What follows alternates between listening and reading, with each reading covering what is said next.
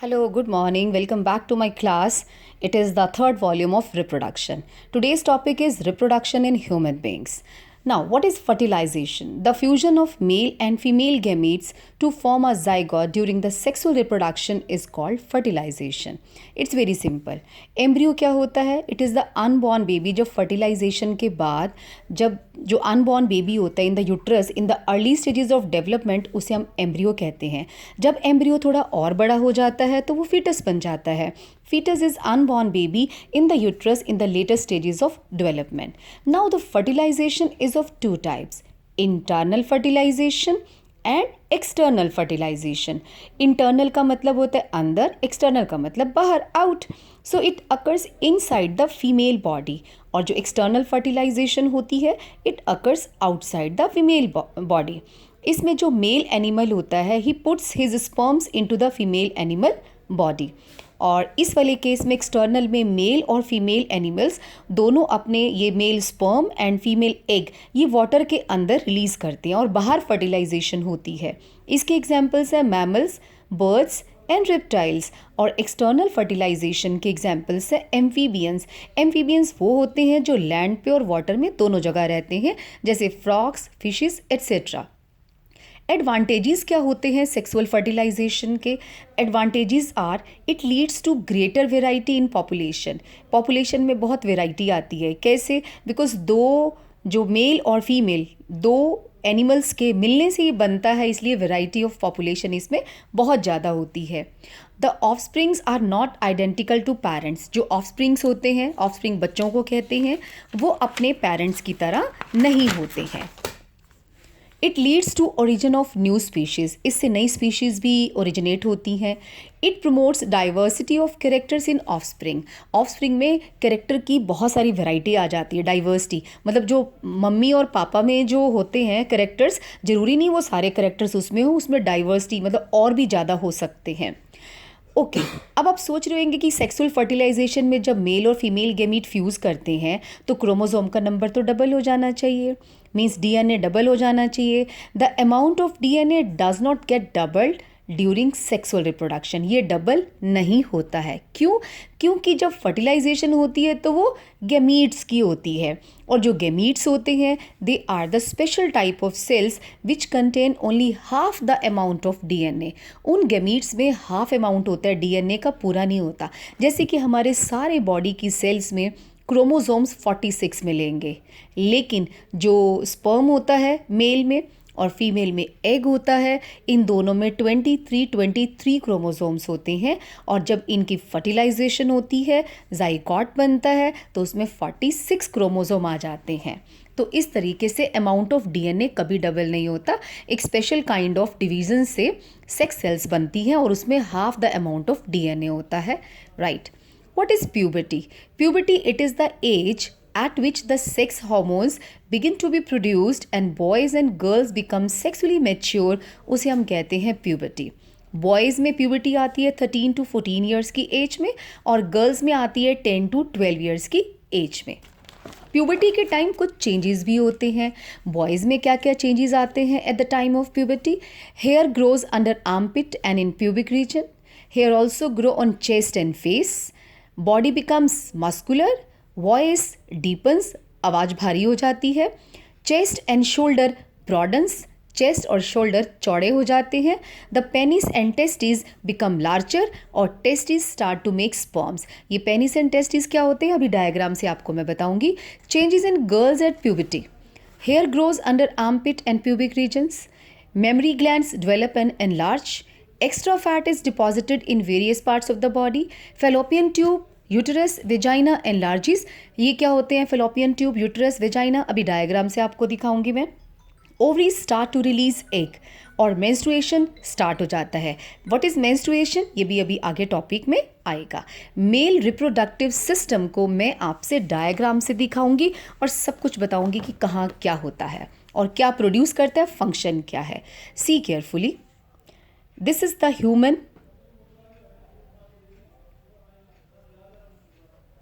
human male reproductive system.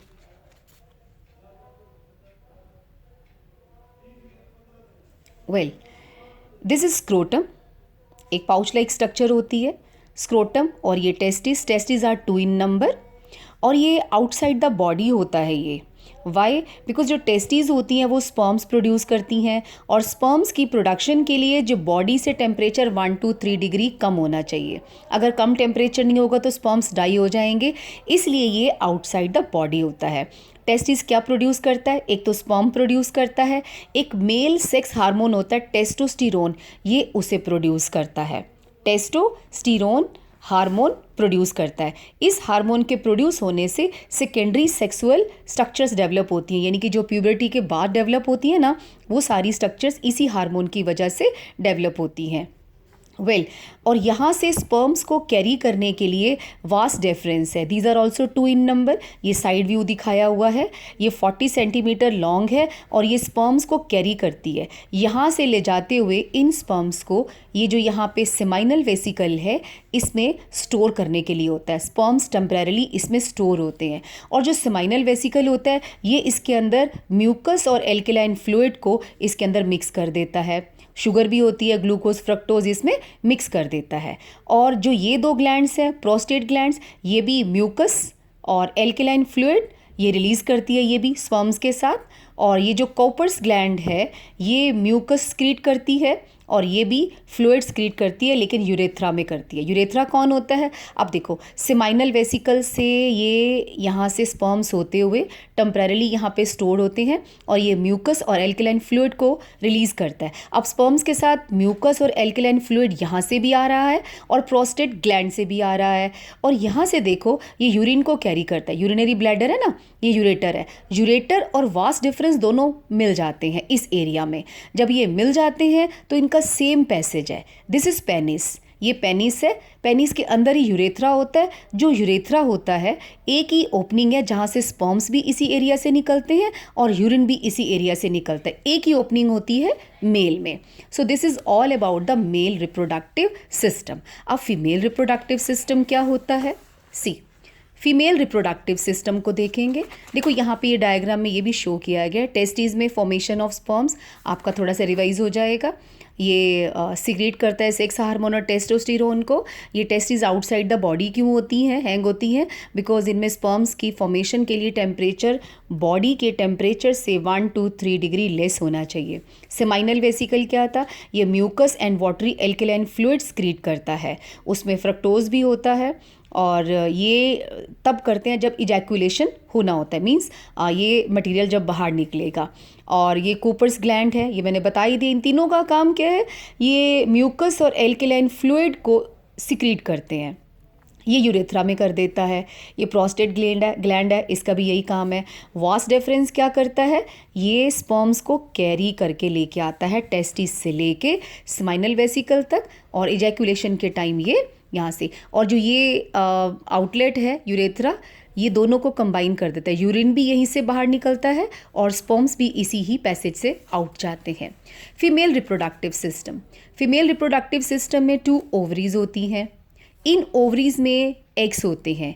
Mail में sperms बनने तब स्टार्ट होते हैं जब वो 13 to 14 ईयर्स की एज में आता है, लेकिन फीमेल में एग्स शुरू से ही प्रेजेंट होते हैं। पूरी लाइफ टाइम के लिए जितने एग्स चाहिए वो सारे के सारे ओवरीज में पहले पड़े होते हैं, बट वो इमेच्योर होते हैं।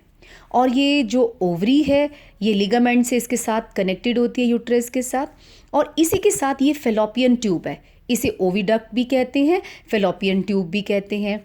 और जो ये एग्स होते हैं, जब वो जैसे ही हर महीने एक एग मैच्योर होता है, कब? जब प्यूबर्टी आ जाती है, जब मेंस्ट्रुअल साइकिल स्टार्ट होता है, समझ जाओ कि ये एग्स मैच्योर होने स्टार्ट हो गए हैं। एक एग 1 मंथ में यहाँ से यहाँ रिलीज़ होता है। यहाँ पे इनको कनेक्टेड दिखाया गया ना, ये कनेक्टेड नहीं होता, थोड़ा सा फनल शेप्ड इसका ओपनिंग होती है, थोड़ा सा इससे अलग होता है, इससे एग रिलीज़ होता है। ओके, पहले मैं आपको इसके पार्ट्स बता लूँ जो फीमेल रिप्रोडक्टिव सिस्टम है। ये ओवरी है जिसमें एग्स होते हैं, और ये फेलोपियन ट्यूब या ओविडक्ट है। उसके बाद ये इन्वर्टेड पियर शेप्ड यूट्रस होता है। यूट्रस के बाद सर्विक्स होता है। सर्विक्स के बाद वेजाइना होता है, और ये वेजाइना ही है जो ये आउटर ओपनिंग है, मीन्स ये आउट की तरफ ओपन होती है। तो कौन कौन से पार्ट्स हुए? Ovaries, fallopian tubes, uterus and vagina. मैंने आपको बोला कि जब मेच्योरिटी आई मीन प्यूबर्टी आती है तो एवरी मंथ यहाँ से एक एग रिलीज़ होता है मेच्योर होके। और आपको पता है जो ओवरी होती है इसमें 2 सेक्स हार्मोन्स भी रिलीज़ करता है ये। फीमेल में 2 होते हैं, ईस्ट्रोजन एंड प्रोजेस्टेरोन। और जैसी एग मेच्योर होता है यहाँ रिलीज़ होता है और इसकी फर्टिलाइजेशन मैं आपको आगे दिखाती हूँ। बिफोर फर्टिलाइजेशन आप स्पर्म की स्ट्रक्चर देख लो। जो स्पर्म होता है उसके 3 पार्ट्स होते हैं, एक हेड होता है, एक मिडल पीस होता है और एक टेल होता है। हेड में जेनेटिक मटेरियल होता है, मींस जो मेल है उसके सारे करेक्टरिस्टिक्स इसके अंदर छुपे होते हैं in the form of genetic material जो ट्रांसफ़र होने हैं। जो मिडल पीस होता है इट कंटेन्स माइटोकॉन्ड्रिया। आप सबको पता है कि ये किचन का काम करता है, ये फूड प्रोवाइड करेगा।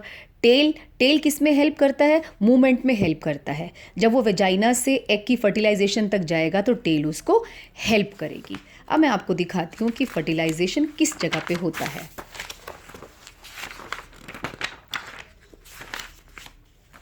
बहुत क्लियर पिक्चर है ये, ध्यान से देखो। ये वेजाइना से स्पर्म जाएंगे, ये यहाँ से होते हुए यहाँ से एग रिलीज़ हुआ। ये देखो इस तरीके से ये कनेक्टेड, मैंने बोला था ना फनल शेप्ड होता है। तो ओवम यहाँ से इसमें कलेक्ट होता है, एक एग आता है एवरी मंथ। और यहाँ पर स्पर्म्स यहाँ से जाते हुए इस जगह पर एग और स्पर्म की फर्टिलाइजेशन होती है। साइट ऑफ फर्टिलाइजेशन क्या हुआ? फेलोपियन ट्यूब या ओविडक्ट। अगर क्वेश्चन आता है what is the site of fertilization, it is fallopian tube और ओविडक्ट। और ये बन जाता है, धीरे धीरे ग्रो करता है, थोड़ा सा आगे जाता है और एम्ब्रियो बन जाता है। एम्ब्रियो भी बताया था ना कि अनबॉर्न बेबी है, बिल्कुल अर्ली स्टेजेस पर। ये एम्ब्रियो यहाँ से आते हुए यहाँ पे इम्प्लांट हो जाता है यूट्रस में, इस जगह पे इम्प्लांट हो जाता है। इम्प्लांट का मतलब एम्बेड हो जाता है यहाँ पे। ओके, अब ये जो एम्ब्रियो है और डेवलप होता है, डेवलप होते होते फीटस का रूप ले लेता है, मींस फीटस बन जाता है। जब फीटस बनता है तो यहाँ पे एक लीफ लाइक स्ट्रक्चर डेवलप होती है, उसे हम प्लेसेंटा कहते हैं। ये प्लेसेंटा क्या करता है, ये बेबी के साथ कनेक्टेड होता है through umbilical cord. Umbilical cord से आपको मैं डायग्राम भी दिखा देती हूँ। ये देखो, ये देखो, इसमें ये प्लेसेंटा है रेड वाला, अम्बिलिकल कॉर्ड है और बेबी इससे कनेक्टेड है। ये बेबी इससे कनेक्टेड, ये करता क्या है, ये न्यूट्रिएंट्स मदर के बॉडी से न्यूट्रिएंट्स बेबी में ट्रांसफ़र करता है और यहाँ से वेस्ट मटेरियल ले जाके मदर के बॉडी में दे देता है। मींस ये, और ऑक्सीजन का एक्सचेंज भी इसी जगह से होता है। मदर से जो भी फूड और ऑक्सीजन जाता है वो इसी के थ्रू जाता है, प्लेसेंटा के थ्रू ही, अम्बिलिकल कॉर्ड से ही बेबी और मदर का कनेक्शन होता है। तो ये यहाँ पे डेवलप होता है। और जब 9 मंथ्स पूरे हो जाते हैं, मींस ह्यूमन बीइंग्स में जेस्टेशन पीरियड है। जेस्टेशन पीरियड का मतलब क्या होता है? It is the time between fertilization to baby birth. Child birth, fertilization से लेके चाइल्ड बर्थ तक का जो टाइम होता है ना, उसे हम जेस्टेशन पीरियड कहते हैं। ह्यूमन बीइंग्स में ये 9 मंथ्स होता है, यानी कि हम इसे 36 वीक्स कह सकते हैं।